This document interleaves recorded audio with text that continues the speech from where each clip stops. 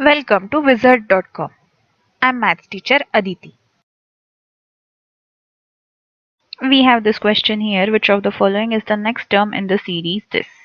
Now, X, T, U, Q, R, N, O.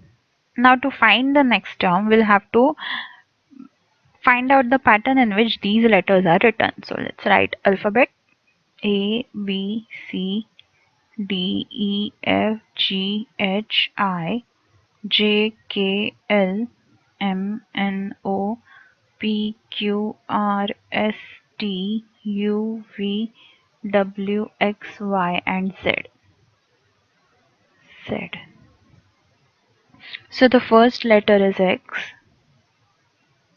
First letter is X. Second is T. There are three letters between these two members. Next is U, and after that we have Q. So again there are three letters between these two. So next pair should be R. Next pair should be R, and three letters will be left between two and will have N. And yes, correct. Next pair of two letters is R and N, where I've left these three letters between them.